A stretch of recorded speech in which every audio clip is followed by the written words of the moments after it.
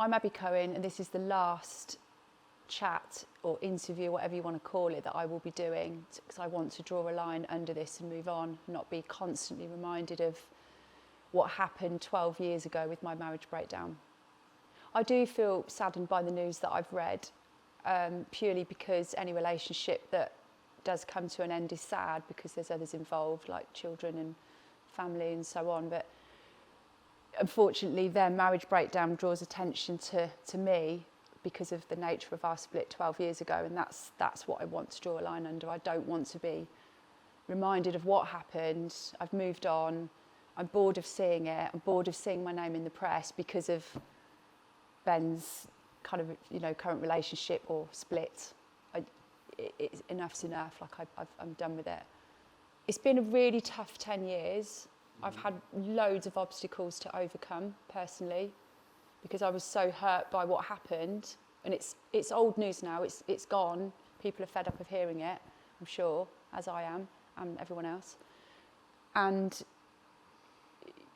it's been really tough. I'm not going to lie. I've had a terrible health scare that happened to me 2 years ago, where I was diagnosed with cancer. Thankfully, it was early, and I've managed to overcome that, and I'm now well again.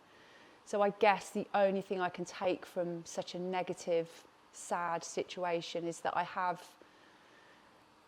got this platform that unwantingly have been put on because of obviously what happened 12 years ago, that I'm able to use that to raise awareness for such a terrible, terrible disease. And that's a big positive for me. If I can help someone else, then I will use that platform to do that.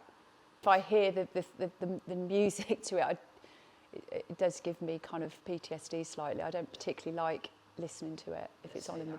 But I don't put it on to watch though, I don't know. To be honest, Strictly's not a show that I ever even watched prior to all of this happening, and it's certainly not a show that I'd watch now. I don't know what happens on it. I've no interest in it at all.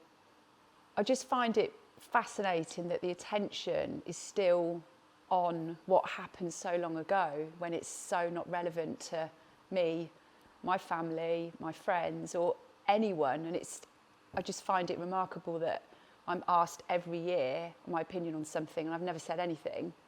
I'm sad his relationship's broken up. Of course I am. Any relationship is sad because there's so many people involved. But actually I get a sense of relief that finally I'm not pulled into the press every year when Strictly comes on the telly.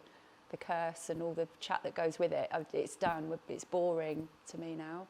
Because of the nature of our breakup that happened 12 years ago, sadly, I was pulled into that media interest, not wanting to at all, because I'm quite a private person and don't really like any fuss.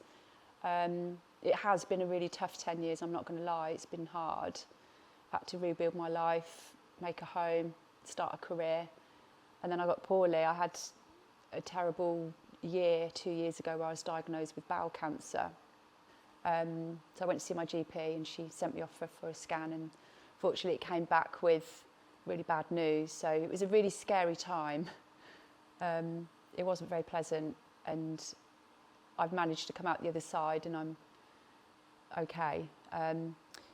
But what I can take from the last 12 years of what's happened with my marriage breakdown and the nature of it, and because it was so much in the public eye, I'm able to use a platform that unwantingly I'm on because of the media interest in Ben and Kristina. I'm able to use that to create awareness for the terrible time that I had. So I'm really grateful of that, and that's a huge positive for me because I can help others. Life's good at the minute. I've met someone, really happy. The girls are flourishing. I've got a lovely business. I've got lots of lovely friends. I've got beautiful horses that I spend lots of time with. I love the outdoors. I've got a really nice dog. Yeah, good. Life's good.